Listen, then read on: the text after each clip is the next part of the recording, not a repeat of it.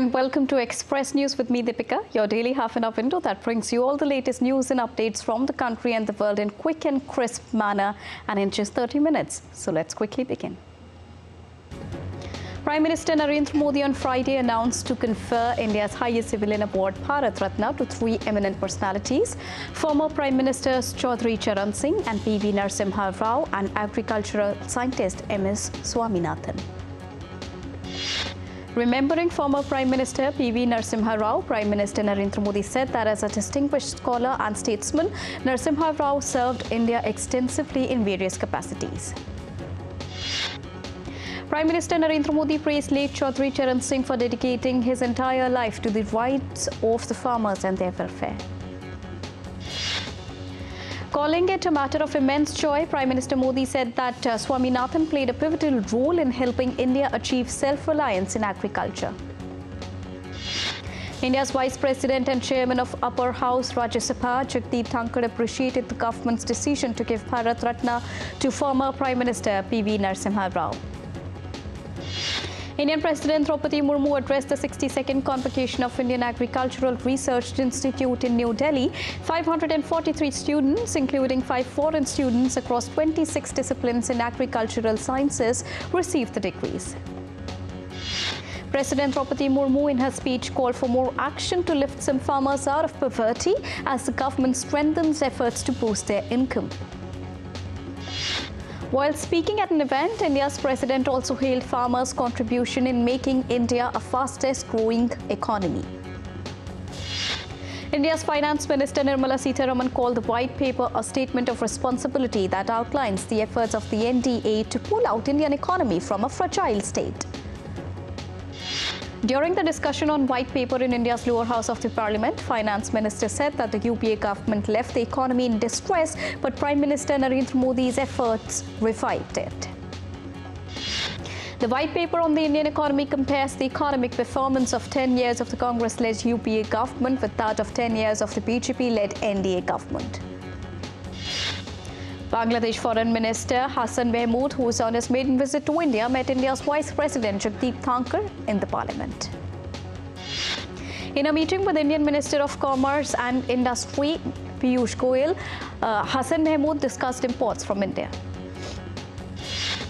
The Indian Space Research Organization on Thursday announced the launch of meteorological satellite INSAT 3DS from the Satish Dhawan Space Center in Sriharikota on the 17th of February. The satellite aims at improving meteorological observations for enhanced weather forecasting and disaster warning. Indian Air Force's fighter jets roar in the skies of Western India's Jodhpur as they gear up for the mega muscle flex exercise called Vayu Shakti 2024. All frontline aircraft, including the Rafale fighter jets and Prachand attack choppers, will take part in the exercise Vayu Shakti, scheduled to be held on the 17th of February at the Pokhran Air-to-Ground range. The inaugural edition of a joint military exercise between the Indian and Saudi Arabian armed forces is underway in India's western state of Rajasthan. Around 45 personnel from both armies are participating in the exercise called Sada Tansik. As a result of a positive India-Sri Lanka collaboration, 2 bright minds from the Department of Engineering at the University of Jaffna, Sri Lanka, have secured coveted spots. Today marks the Hindu festival of Mauni Amavasya. On this festive occasion, millions of devotees gather at various sacred pilgrimages across the country to take a holy dip in rivers aiming for spiritual salvation. Flowers were showered on the devotees. The Indian markets ended in green on Friday. Sensex climbed 167.06 points to settle at 71,595.49 points. Nifty was up 64.55 points to 21,782.5 points. Indian rupee falls 7 paise to close at 83.03 against the US dollar. Gold futures maturing on the 5th of April stood at 62,449 rupees per 10 grams on Multi-Commodity Exchange of India Limited. Silver futures maturing on the 5th of March stood at 70,966 rupees per kilogram on the Multi-Commodity Exchange. On the sidelines of the India Energy Week, Sri Lanka's Minister of Power and Energy, Kanchana Wijayasekara, met the chairman of Indian Oil Corporation to discuss vistas of energy opportunities in Sri Lanka. In January, China experienced the sharpest decline in consumer prices in over 14 years, posing a significant hurdle for policymakers seeking to stimulate economic growth. As investors in the U.S. markets reacted to earning reports amidst a roughly inline jobs report, the benchmark S&P 500 index advanced slightly on Thursday but traded close to the 5,000-point milestone. Nasdaq Composite gained 37.07 points to 15,793.72. The Dow Jones Industrial Average rose 48.97 points to 38,726.33. Global cocoa prices hit fresh record highs on Thursday as traders continue to scramble for supplies. Top U.S. confectionery company Hershey is expected to see a further slowdown in demand for its products. A tornado struck Evansville, Wisconsin on Thursday. According to the National Service Weather, it was the first tornado ever recorded in the state of Wisconsin in February. The tornado brought strong winds, lightning and hail. Though no deaths or injuries have been reported, the area suffered damage to trees, roofs and power lines. A sudden shower of rain flooded the streets of Buenos Aires, the capital of Argentina. The weather department declared that heavy rains had caused flooding in the country's metropolitan area. The rainfall resulted in brief floods that impeded traffic as well as interruptions in the metro, postponed flights and caused some power outages as well.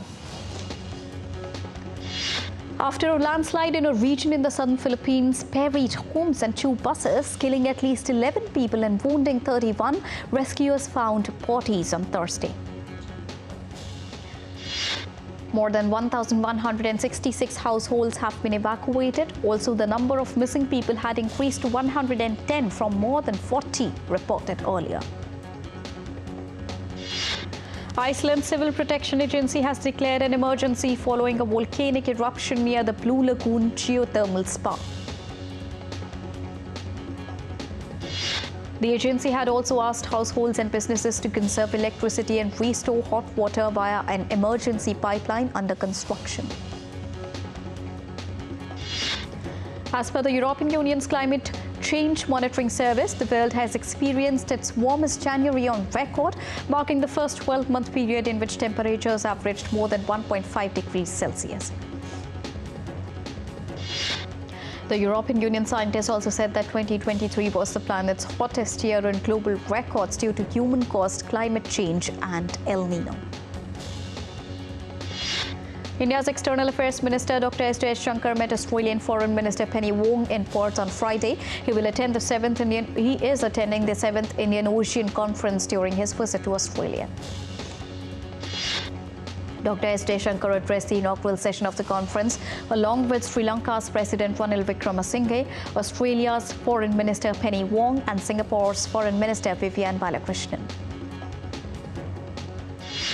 After a national election in Pakistan on Thursday, independent candidates affiliated with former Prime Minister Imran Khan's PTI party have secured 62 out of 156 declared seats, while Nawaz Sharif's PMLN obtained 46 seats as of 1900 hours according to Indian Standard Time. Official results are pending due to ongoing protests. The race for the 2024 U.S. presidential election is heating up as the Democratic and Republican primaries and caucuses are underway to select the 2 main contenders for the coveted office. As per the latest update, former President Donald Trump glided to victory in Nevada's Republican caucuses, an outcome all but guaranteed because he was the only major candidate on the ballot. A 15-month investigation into U.S. President Joe Biden for improperly handling classified documents ended on Thursday after Special Counsel Robert Hur's probe concluded that the president cooperated and a jury would be unlikely to find him guilty. special counsel whose reports released did not charge President Joe Biden with a crime, but it painted a picture of a forgetful commander-in-chief who failed to properly protect highly sensitive classified information. Holding a presser afterwards, Biden asserted that his memory is fine. He denied having willfully retained any classified documents.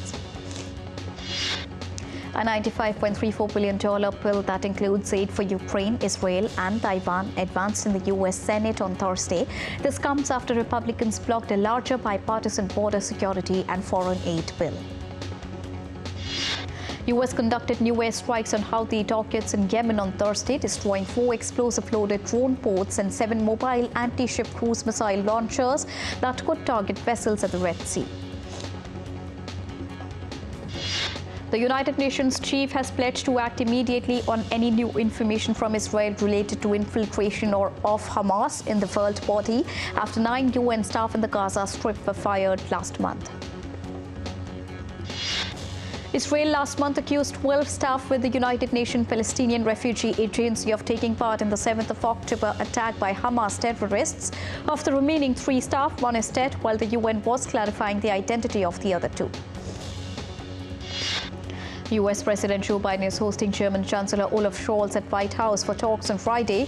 Both the leaders are scheduled to discuss new aid for Ukraine and the conflict in West Asia. Russian forces repelled multiple attacks launched by Ukrainian forces in the direction of Donetsk, Krasny Liman and Kupiansk. They also launched strikes against Ukraine artillery systems and armored vehicles and shot down a Ukrainian Su-25 aircraft. Ukrainian Air Force carried out a number of airstrikes on Russian personnel and equipment positions and hit several Russian ammunition depots. Ukrainian President Volodymyr Zelensky appointed Colonel General Alexander Syrskyi as the new commander-in-chief of the Ukrainian Armed Forces, replacing Valery Zaluzhny. A total of 100 Russian and Ukrainian soldiers returned to their respective homelands under a fresh exchange agreement. In a rare interview on Thursday, Russian President Vladimir Putin said that Russia will fight for its interests but is not interested in expanding them. Brazilian police on Thursday confiscated former President Jair Bolsonaro's passport and accused him of editing a draft decree to overturn election results, pressuring military chiefs to join a coup attempt and plotting to jail a Supreme Court justice. Amidst the public protests and concerns from the European Commission, Slovakia has approved amendments in their criminal law. The new reform will remove special prosecution branch and lower punishments for financial crimes. North Korea leader Kim Jong-un said that the country would not hesitate to use all of its military power to wipe out enemies if any of them used force against it, marking the 76th anniversary of the founding of its military. Kim repeated his vow to never hold a dialogue or negotiation with South Korea, which he said was his country's enemy number 1, and said that policy of powerful military readiness was the only way to ensure peace and security for North Korea. Spanish farmers took to the streets to demonstrate their disagreement over rising costs, increasing fuel prices, bureaucracy, and European Union's common agricultural policy. Farmers across Europe claim that the rules to protect the environment in the European Union agricultural policy makes them less competitive than farmers in other regions. They are also upset by taxes and excessive rigid regulations. Protesters gathered outside Malaysia's top court on Friday after it banned more than a dozen Islamic laws enacted by Malaysia's northeastern state of Kelantan. Clashes occurred in Colombia between supporters of President Gustavo Petro and police on Thursday after Colombian court failed to elect a successor for current Attorney General Francisco Barbosa, whom Petro have accused of organizing a coup against him. Queen Camilla stated on Thursday that Britain's King Charles is in excellent health, marking her first public appearance since the 75-year-old monarch was diagnosed with cancer. Speaking to a well-wisher at a charity concert at Salisbury Cathedral in southern England, Camilla said Charles was touched by the messages of support from the public for him. London's National Centre for Circus Arts held a series of workshops on Thursday offering aspiring circus performers the opportunity to practice their skills in trapeze and contortion.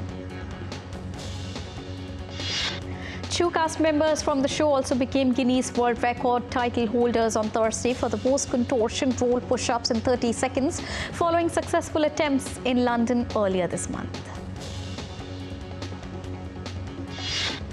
Carnival fever hit Rio de Janeiro earlier this year as revelers turned out for a block party in the city on Thursday to mark the run-up to the iconic celebration. Revelers in costumes and glittery makeup partied at the annual block celebration organized by a mental health institute during pre-carnival festivities. On the eve of the official start of Carnival in Rio de Janeiro, tourists got a glimpse of the city's iconic Sambadrome on Thursday before it light up for a samba spectacular. The parade competition, which starts on Friday, is one of the top attractions of the annual Carnival celebrations that sweep the city every year. Workers were hard to put finishing touches at the 78,000-seat Samba Stadium. A Frenchman who spent 8 years building a 7.19-meter tall matchstick model of the Eiffel Tower celebrated on Thursday after Guinness World Records recognized his work with a world record. The Guinness World Records had previously rejected the Frenchman's work over the type of matchstick used to construct the model. Thousands of revelers gathered in Germany's carnival capital Cologne on Thursday for the start of the street carnival season. Despite rain in the forecast, the revelers seemed unfazed by the wet weather. Hundreds of thousands of costumed people took to the streets for carnival parades in Cologne and other carnival strongholds in Germany's Rhineland region. Las Vegas's $2.3 billion Sphere is displaying Super Bowl-themed content during the San Francisco 49ers Kansas City Chiefs game. The glowing orb, known as the Exosphere, displays helmets, matchup graphics, and a countdown clock.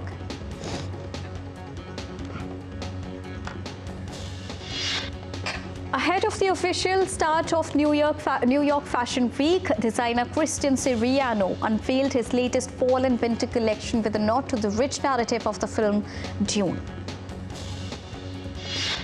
Mark Ruffalo, who was nominated this year for Poor Things at the Oscars, received the 2,722nd star on the Hollywood Walk of Fame on Thursday.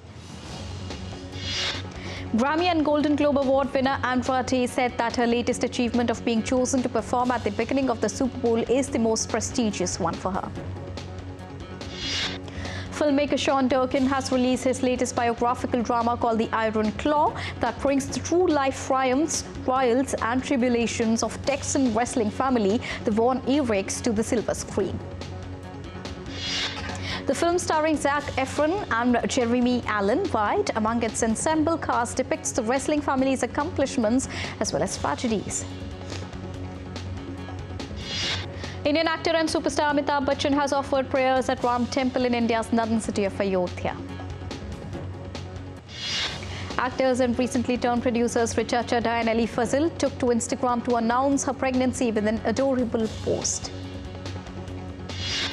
Makers of Manjumil Boils unveiled the film's trailer. The trailer confirms that the film is based on the real-life rescue efforts of a youth who had fallen into the Guna Caves, also known as Devil's Kitchen, in Kodaikanal. Former South African cricket captain A.B. de Villiers has admitted to making an erroneous statement regarding Indian cricketers Virat Kohli's family plans. He deleted his YouTube video anticipating the arrival of Virat's second child, saying that the information was inaccurate and expressing regret over the misunderstanding. The trailer of an action thriller starring Vidyut Jambal and Arjun Rampal, Crack Jeetega to Jiega, was released on Friday. In ICC Under-19 Cricket World Cup, Australia clinched a one-wicket thriller as they chased down 180 to beat Pakistan and book a date with India in the final on Sunday at Willowmoor Park in Benoni. David Warner's blistering knock of 70 of 36 balls helped Australia beat West Indies by 11 runs in Hobart in their first T20 international match on Friday. India were announced as joint winners of the SAF Women's Under-19 Football Championship alongside hosts Bangladesh, following an unprecedented change in decision by match officials in Dhaka on Thursday. India's Union Minister of Youth Affairs and Sports, Anurag Singh Thakur, exhorted India's athletes heading to the Paris 2024 Olympic Games to play safe, clean and fair in their quest to sustain India's progress in sport in a conference called Road to Paris 2024, hosted by NADA. The Los Angeles Lakers have honored and immortalized five-time NBA champion late Kobe Bryant by unveiling a statue in front of an arena. The statue depicts Bryant in a white Lakers uniform with his famous number 8 jersey. UEFA finally announced the Nations League draws in France on Thursday night. In the draw, Euro 2020 winners Italy and 2020-22 World Cup finalists France were drawn together. Paris Saint-Germain looks set to leave the Parc des Princes after the city confirmed the stadium was not for sale. Three-time Olympic champion Shelly-Ann Fraser-Pryce will retire after Paris Olympics. In a statement, Shelly says that she owes it to her family to retire after the upcoming Paris Olympic Games. Great Britain's Tom Daley booked his qualification for Paris Olympics when he and teammate Noah Williams secured silver medal in men's 10-meter synchronized diving final at the World Aquatics Championship in Doha. Charles Coste, France's oldest Olympic champion, celebrated his 100th birthday at Town Hall of Bois-Guillemets on Thursday. Coste was surrounded by well-wishers including Paris 2024 head Tony Estanguet and Town Mayor Yves Riffelin. And with this, it's a wrap here on Express News for now, but news and updates will continue. Don't go anywhere, keep watching and keep tracking DD India for all latest from the country and the world. Thank you so much for joining us right now. Namaskar.